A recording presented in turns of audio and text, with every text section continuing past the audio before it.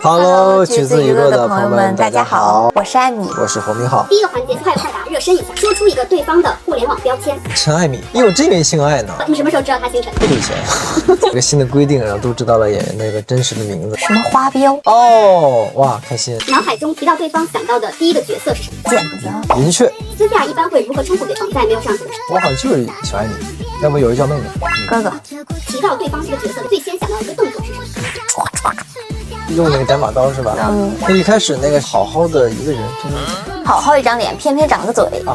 好好一张脸，偏偏长张嘴。如果要带入肖无一和谢佳瑜角色，对对方说一句话的话，你想说什么？肖一希望谢佳瑜是自由的，希望谢佳瑜可以永远的开心的、快乐的活着。希望谁并不重要。我希望谢佳瑜把自己放作他生命中最重要的部分。爱自己。哇，我也想说这个啊，我也想说这个，真的就是我也想说，就是希望肖无一可以多考虑一下自己的感受，因为他身上就有太多东西压着他了，让他没有办法去先想到自己，在任何时刻都要好好爱惜自己，爱惜自己的身体，就每次在战场上对，其实那都知道两位是二搭吗？有没有哪些冷知识是在第二次合作之后才知道？之前觉得艾米老师演戏呢，虽然她年纪很小，但是其实她表演经验很丰富，非常的从容自信。但是这次在合作过程中，我觉得就是偶尔让我看到就是她特别害羞的一面，这个是之前拍戏的时候看不到的。是的。对，就她有时候会私下会问我这个，哎呀，这个怎么？哎呀。对，偶尔拽一拽我那个衣角，他会有一些小的那种不确定，但那个不确定不是说对于戏，就是那种好像面对这个角色情感好像有一点，因为他自己也其实对于情感方面也是一个比较青涩的人，就是那种很本能的那种害羞的反应。我感觉我们一开始的时候就是觉得他是一个很正经的人，就是那种正经，但后面发现其实他很幽默。哪种幽默？就是给人一种感觉，就是很幽默呀。其实我是有点冷幽默，然后我这个幽默其实大家一瞬间就比较能 get， 但是相处久了就知道好像我是在开玩笑。我那个玩笑反正就是也是挺奇葩的，是吧？就我开的玩笑，能理解所以你并不觉得好笑是吧？不是好笑啊，就是因为就 get 到你的意思。对。你们追剧的时候会开单吗？我会。那目前为止有没有让你印象比较深的？我有看到那个，就是大家都在说谁是谁的儿子，谁是谁的女儿，就都在捋那个人物线的关系。反正类似就是肖一的老婆没有一个是爱他的。我看过最多那种就是那个少女就该少女来演。我看到有一个大家提问就说为什么肖无一前期他是卷的头，到后期又变直？就是其实也是为了让这个角色可以跟其他角色可以区分开，因为他从小习武嘛，然后又是在军营长大的。其实肖一对于自己的打理应该是不会那么上心的。说实话，作为将军，他甚至身上应该有一些这种脏兮兮的感觉，他一定不是一个非常精致的一个存在。对，但我觉得可以在头发上有一些这种细节。后期变直了，是因为那段时间可能也想凸显一下他的心智吧。就那段时间，他的生命其实是进入了倒计时，他也是成就谢佳瑜去让谢佳瑜去完成自己的梦想。体现这个角色好像失去了自己心爱的人，曾经那个在战场上杀敌的那个肖一已经不存在了，他已经准备好了自己一个人面对死亡。在直播里也有提到说，就是拿刀抵着脖子那场告白戏，那个是你们两位刚进组的时候拍的第一场就是感情类对手戏。对，是我想此刻向你告白，你会不会觉得我是个疯子？谢佳瑜，我心悦于你。刚进组的拍情感的是这么高，我也不知道，对，压力挺大的那场戏。是的，我当时演完之后，因为拍了一个全景，就是拍完之后我走嘛，然后我当时过那个门槛的时候，真的是就是给我绊了一跤，然后最后捡到那个有点小滑的那种感觉。很可爱的一个反应，就是体现了佳瑜很慌乱的心情那种小鹿乱撞，然后刚好他就出话的时候自己还摔了一跤。就是看到小胡做了一个暗爽的表情。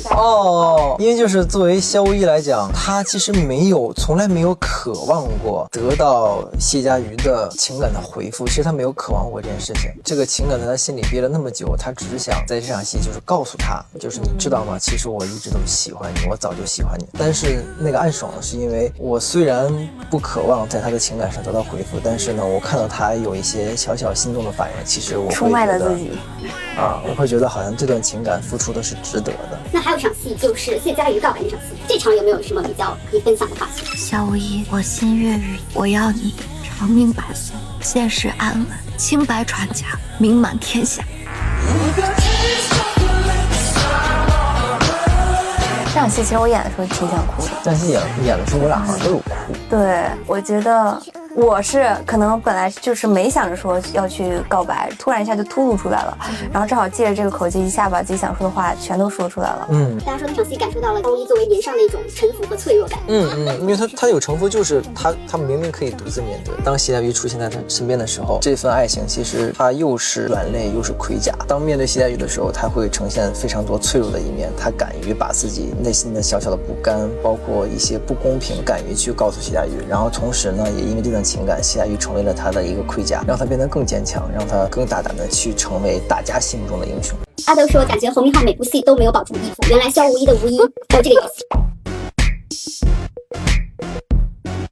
其实我也从来没有想过在影视剧老是那个无一，这个其实作为一个演员，我觉得大家还是关注角色本身吧。当然，有的角色可能需要就是一些外化的体现，好像显得他这个比较有武力值。萧无一呢，我觉得从来没想过就他会有那种漏戏，就因为这不在角色塑造的范围内。我觉得那场疗伤的戏，其实主要是为了体现身体的一些伤痛啊，包括什么一些破碎的一些场景，可能并没有想显得多么有肌肉，但也不能这个骨瘦如柴的，他也不符合将军的角色，这个比较有武力值。对，哇，你做一个这个，哇，有肌肉。对，那也知道艾米刚过完18岁生日，现在有没有一种成年人的实感？有哇，可能是最近太幸福了，感觉一下时间就过去了。我连生日那天我都感觉时间过得老快了，一整天下来。有没有收到让你深刻的成年礼物？哦。真的，因为以前从来没有收到过那种形式的礼物，就是大家经常是送一个，比如说我很喜欢的物品啊，或者我很喜欢的一个东西，但是就是你那个是可以，我觉得就是无论在什么时刻，反正都可以听的，就是很有纪念意义，是一个音频。祝小艾米同学18岁生日快乐！终于成年了，听说你考上了自己理想学校，非常替你感到开心。希望小艾米同学学业有成，同时也希望你可以饰演到自己喜欢的角色。加油，小艾米！哎呦，生日礼物你忘了？还有实质性的生日礼物，这先不透露吧。行。艾米觉得自己是一个有仪式感的，比如说可能18岁生日的时候，可能过了12点要在朋友圈里发一个什么东西。当天去了一趟岛，然后去了环球影城。幸福，我都没去过环球影城。下次可以一起去。那想知道小侯如果作为哥哥的话，有没有什么想对艾米说的？我觉得其实艾米她是有非常多自己的理想，包括她想实现的很多成年人想要实现的一些事情吧。比如她私下她非常喜欢旅游，然后她也跟我说过，她成年之后想去就是跟几个小伙伴一起去她曾经没有去到过的城市，去她没有旅游过的这些国家。成年会给她更多的勇气，让她可以大胆的独自面对很多事情，想要去哪里玩就大胆的去追求。我觉得其实是成年对她来讲是大胆追梦的开始吧。有人说侯明昊身上就自带一种哥哥的苏感和靠谱，艾米在合作的时候有没有这种感觉？有，老有了。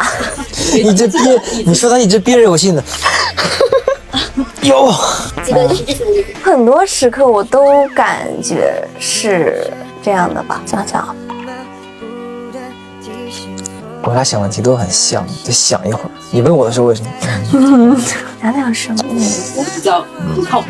对，很认真的想这个问题。就是我有的时候可能到现场，就是我在看完剧本之后，我会想要跟导演，我想起来了，哎，太好了！那前面都是些什么东西啊？我还想说另外一个事情，我还想说另外凑字说的，前面是那天那期我在那个爱奇艺大会上，我本来想说来着。你说吧，你说啥都行，你快来吧。当时我们都没有。对，橘子娱乐就要说最真实的话。就是那天，其实有一次演完之后，我个人觉得不太满意，但是我跟他先说，你别说，不是我就是自己有点不太满意，然后就跟他说了，说我能不能就是就想去跟导演说，但是又不太能开得了这个口。然后听完之后他说没事儿。然后就带着我去，就是找导演了，然后就说问导演能不能再来一条，然后导演就这样啊，就这种时候就很有安全感啊。但我觉得其实就尽管小艾米就是年龄很小，但是我觉得其实她的人格非常独立的，就是她有非常明确自己的对于演技的很多目标，就是她没有实现的时候，我能看到她那种失落。对，就是她也是那种喜怒哀乐都是外化在脸上的，就是她自己演完之后。就在想，你知道吗？然后他自己纠结，然后我看着就挺难受的，因为我也曾经有过这段经历。我是觉得当时很多时候我没有勇敢的迈开那个脚步去走向导演，然后去跟导演说我想再争取。但是我觉得他有这个勇气，那我就要在背后默默的支持他，然后我陪他去。我当时还说呢，我说我陪你去，我说等我想你自己说。然后是他自己跟导演说的，所以给小艾米鼓个掌。哎呦，对，因为我觉得这是他自己想要成为的样子，他是靠自己争取的。那小侯是不是也觉得，如果当时我身边能有个侯明昊就好了？但也很幸运，反正也是因为种种经历，我成为我现在的自己嘛。有没有那个陪伴，其实对我来讲都无所谓的。那你知道《血统》是艾米的第一部女主剧，开播之前会不会觉得压力有点大？会有一点压力转化为动力嘛？就是我其实觉得这个压力是因为你以前出现在大家视野里面，突然跳出来一下，大家在看到你时候会有一种可能小惊喜的那种感觉。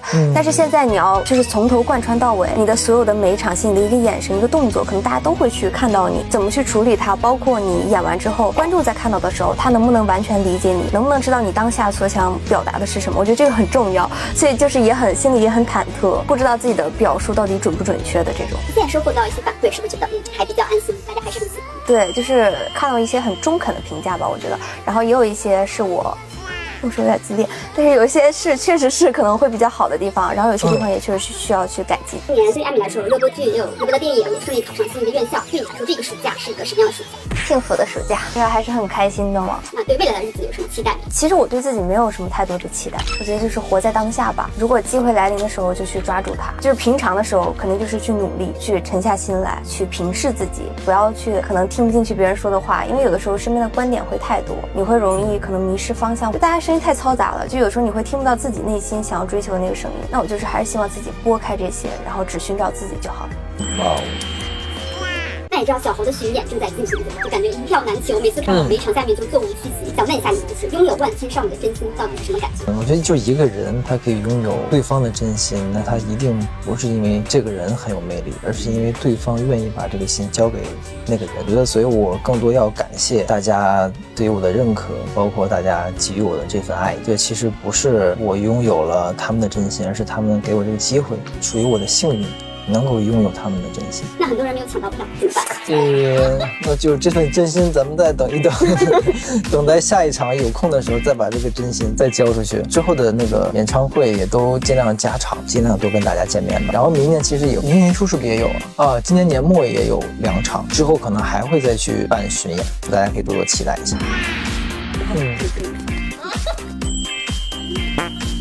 我们要是在扬子市吗？我真的一直在偷吃他们家的饭啊！大概明白。首先感谢大家觉得我们家饭好吃，然后对吧，非常好吃。但这个死市听起来就是不知道吉不吉利呢？我觉得没有扬死市的这个概念跟这个想法，其实用心大家是能感受到的。不管是我的粉丝、影迷还是歌迷，其实他们都能够感受到我对于我职业的热爱，包括对于每一次跟大家见面的机会，其实我都挺珍惜的。我觉得坚持努力的认真对待自己的每一部作品，不光是影视作品，还是这个舞台上的作品，就是给大家最好的这个回馈吧。人格魅力太大了。其实偷不偷吃的这个，就是想偷吃也可以一直偷吃。然后你愿意来的话，也有你的饭。这个饭这个大门是敞开的 ，WiFi 一直没有密码，然后大家想进来都可以进来，想怎么吃都可以怎么吃。艾米的演艺圈工龄比我的都长，永接媚宝的事业运，这个小姑娘未来的前途简直亮得睡不着。哎呀，好羞耻啊！艾米说我有黑眼圈。还是先感谢大家吧，就谢谢被大家看到吧。那我们今天这个挑战就是不要比心，做其他的犯傻动作，不能比心，看你怎么解。要对吗？还是要吗？谁来了？我们这没有无所谓，一样吗？对，好。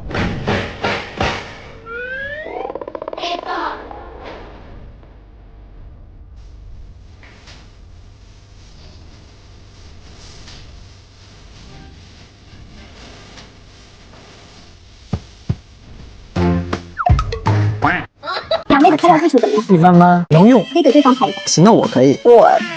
行，试一下啊，这很好呀，这个你放心吧。3、2、1，走。Yes。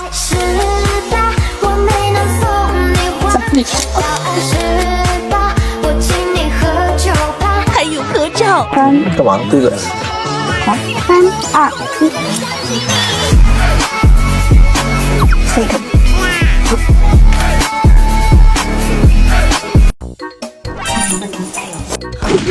哇哦！哇塞吃压力。 30分钟没有压力，老师。30分钟没有压力，老师。啊，我比你黑。那老师我不用太白，其实我可以黑一点。哦，没做成任务。我也没做成任务，太难了，老师。什么是 APT 是什么东西？不是有个那个谁，你知道朴彩英，她有首歌是阿帕特，对。然后呢？现在有很多那种挑战，你就挑战什么一边吃饭的时候一边说阿帕特，然后不被发现。在别人不注意的情况下，把这个单词加到句子中，让别人听出来。啊，好双 Q 啊！没事来个阿帕特。对。